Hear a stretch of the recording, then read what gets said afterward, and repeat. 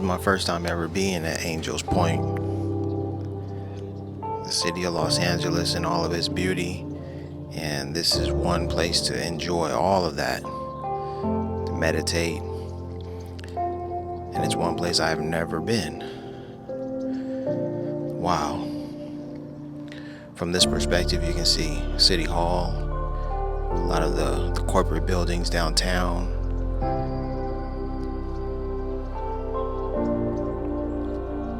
And then you can see the mountain ridge or the mountain range where I used to grow up. Used to live and grow up in Baldwin Hills. It's a little hazy, you can't see the water. Then there's the Hollywood sign to the west. It's plenty. This is beautiful.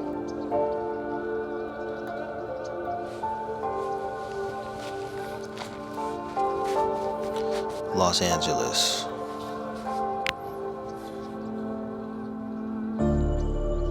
Can I really call it my hometown if I haven't explored all of its nooks and crannies?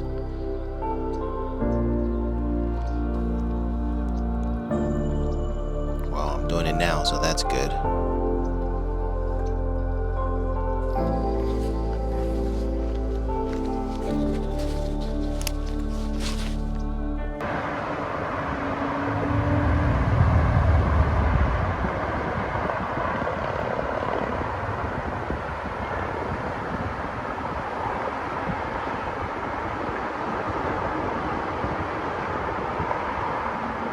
Yo, I've got the incense going. Shout out to Valandis for the atmosphere tutorial. He put that in a video, and I picked up on it. I watched it, and now I've got my atmosphere going on. Stay strong, King. So, spirit, ancestry. Ancestral worship. That's something new for me. I was hip to it in 2017. I'm quite aware of it now.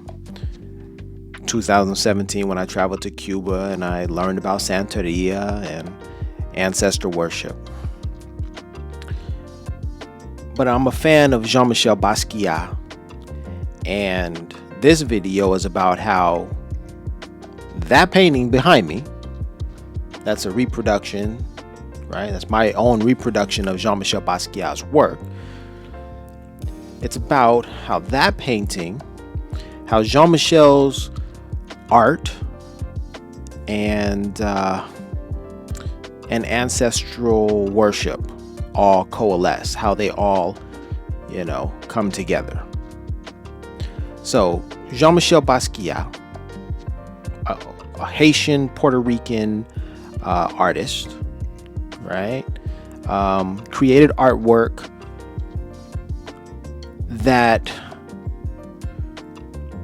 called or hearkened to a spirit, a spiritual element that existed within him, and also needed to express through him. So he was very much a medium for this spiritual expression. All right, but it's an ancestral. It's an ancestral calling. It's an ancestral connection. I think Robert Ferris Thompson mentioned it in one of the video documentaries about Basquiat. He said, it's the idea going through Basquiat's new mind, something to the effect, right? So as each of us lives, we have an opportunity to, promote, to, regenerate, reproduce, procreate All right, I'm not talking about specifically like having children and growing, but I mean the spirit within us. We have the opportunity to bring it forth, to call on it, to call it forth, and to bring it to fruition, whatever the spirit, desires. And in the case of this painting behind me, that's what Jean-Michel was doing, but he wasn't aware of it. At least that's my contention. That's my belief. I don't think he was aware of it. Of course there were drugs involved, and then there was about a lot of influences from outsiders and what have you. But yeah, outsiders and insiders too. The inner calling. That's where I think the ancestors reside, inside within us. It just has to come out. So I think that with Basquiat, the ancestors came through him, right? And he wasn't. I don't believe he was aware of it. Okay. So with regard to this painting, I mean, there are a number of references in the painting today that resonate very deeply, but then also there are new references or new ideals that come forth that are just mind-boggling for me. Let me give you an example. I recently watched a video by Doechii. And it's crazy to think that I'm on the same wavelength as this guy. Like, I've traveled the globe, and what became apparent to me through my travels was just a very, I guess, rudimentary, basic reality, but it was something that I never would have found or picked up on if my life had been cluttered and encumbered with all of modern complexities, modern concerns, running the rat race, as it were. But there I was in the desert, far from any of the complexities, and I was free, a state of zen, right? Nirvana, right? Where it was like, what do you want to tell me, so to speak? As if I were talking to the universe, talking to God.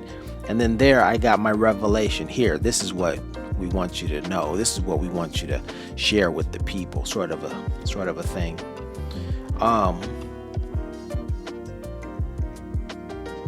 You got to be open to what I'm talking about here. And I'm trying to be as clear as possible. I'm not trying to be vague. I'm not trying to be ambiguous. I'm just trying to, there's so much that I want to tell you. And I hope that I hope these things resonate with you and that I'm not losing you. That's what I hope. So you've got Santo Doechii. He's talking about how everything is connected. And he goes in and he talks about, I literally had even before I learned about Santo Doechii, I literally told, a class that I was breaking it down. I was like, okay, so we've got Monday, Tuesday, Wednesday, Thursday, Friday, Saturday, and Sunday. Where do these names come from? What do they refer to? Oh, well, they refer to planets, okay, celestial bodies. Sunday is for the sun. Monday is for the moon, all right? Tuesday is for Mars, right? Mars, Martes, because Tuesday in Spanish is martes, and martes is a reference to Mars, right? And then miércoles is Mercury, is Wednesday, right? And then we just went through all of that. That was just out of curiosity. That was, hey, let's try to make some sense out of all of this, right? I think my quandary, what led me down the rabbit hole was initially I wanted to know, wait a minute, if oct, O-C-T, oct means 8, then why isn't October the 8th month? Because octopus has 8 legs or 8 tentacles, and an octave, piano keys and octave. It has 7 keys, but then you go back to the first. So a complete octave, what is 8 keys? Oct. And an octagon has 8 sides. It's like, if oct means 8, then why not October? Why isn't October the 8th month? That's where it all began. It started there. Like, wait a minute, I don't understand. I don't get this. October's the 10th month, but oct means 8. Why? But Santo Bonacci was breaking it down, and he was explaining these things that I guess we take for granted, or that we don't spend time pondering and asking in life. We just assume. What do they say? They say what? 85% of the people are followers, 10% are the bloodsuckers, and the 5% are the poor righteous teachers. So Santo Bonacci must be a poor righteous teacher, right? I've never heard of the man. Never heard of him just until recently, right? But he's talking about some of the things that they just seem to be so basic to me when I was free of the encumbrances of modern life, right? When you just sit and you imagine, which is something that George Carlin even said in his comedy. He said, just sit and watch the clouds and just imagine. Like, when do you actually have time just to do that? That's what the real magic is in life. But again, life is a mystery. Einstein said that, and we should be content with the mystery. But here's the thing, right? That painting, Basquiat, all of the references in that painting are, I guess they could be mysteries to some, but for me, I'm putting the pieces together, and I'm noticing that it's leading toward something that is very clear to me,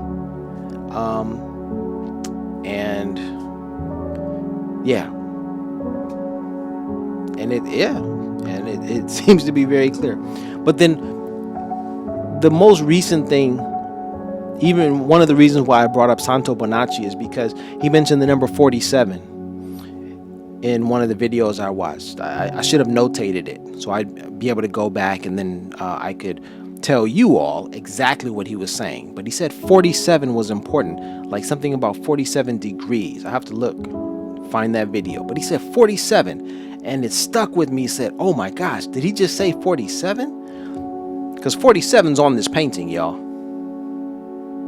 There it is. 47's right there. 47 is in the painting. But not only 47, being in the painting, but also our president. Trump is going to be our president, 47. Now, there were a couple of attempts on president, on the 47th president.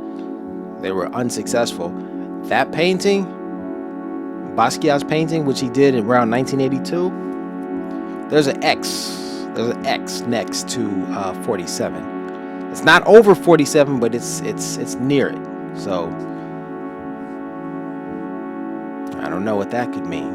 I'm not even going to suggest what it could mean, but I just want to put that out there, like, hey, that's in the painting there, 47. It's a fascinating painting, and Jean-Michel Basquiat is still my favorite artist.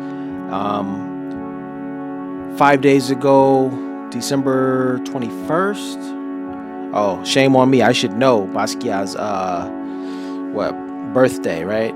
I think it was December 22nd. So 4 days ago was his birthday, because December 21st was my aunt's birthday, right? December 21st, my aunt's birthday, and then Basquiat's was December 22nd. I could check that, but I won't check it right now. I'm gonna just trust my gut. I'll fix it in post if I did make an error. So lastly, I caught wind of Basquiat's Netflix documentary or biopic or something like that. That's going to be coming out soon, so something to look forward to. But again, this painting and Basquiat and everything in totality, wow, Oh, wait. But I forgot. Okay. So what I'm trying to tell you about is that the ancestral worship, the ancestors calling, it's real. And our expression of art, of life, is an expression of what our ancestors are asking us to do or demanding that we do, okay? Even if we are unaware of it. So as I said, when Basquiat produced his art, he was unaware of what all he was doing or what all these things meant, but they just called him and he put them on the canvas, right? In the same vein, I was watching the video about Doechii, about Kendrick Lamar, about Busta Rymes, about SugarHill Gang. So check this out. Doechii is a new artist, and she did something in her song that she said she wasn't even aware that she was doing. But she was making a reference to a song that had come before her. And that song, and video. So she wrote the song, the lyrics and the video were in reference to a song before her that Kendrick Lamar had produced, right? But it was also when Kendrick did that, he was also hearkening back to what Busta Rymes had done. And Busta Rymes had taken what Busta Rymes did, he was taking from the SugarHill Gang. So it just went back and back and back. And so this basically woo-ha exists from, generation through generation and will continue. It's just in us, right? The spirit just lives in us and it comes out, and it's our duty to produce or procreate, to reproduce it, to bring it forth, to keep it like a balloon ball. Keep it in the air, push it, and the next group hits it. And as long as that balloon has helium in it, and we push it up there, it'll stay in the air. It'll stay a part of the culture in there, something like that. Those are my thoughts. Thanks for listening. Peace and blessings. IC109. Here's the video with Doechii, and that's the painting, a reproduction of the painting by Jean-Michel Basquiat that actually references Nipsey Hussle. Yeah, because that painting has a picture of Nipsey Hussle in it. I know it doesn't look like it, but Nip is in there. It's all connected, y'all. It's all connected. Peace and blessings from IC109. I'm out. Snippet from Kendrick Lamar's Alright video. Tell me who the bitch nigga hating on me. Jumping on my dick, but this dick ain't free. Is a visual quote of this Busta Rymes video.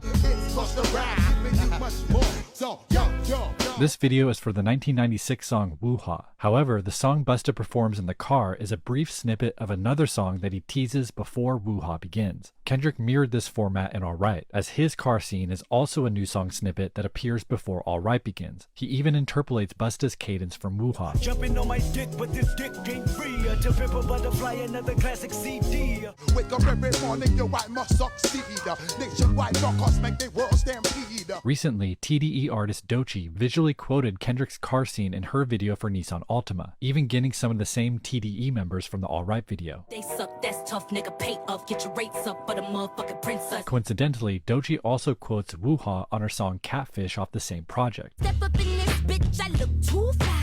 When I step up in the place, say yo, I step correct. This rabbit hole of connections goes even deeper, as Woo-Ha itself is quoting the early hip-hop hit Eighth Wonder by SugarHill Gang.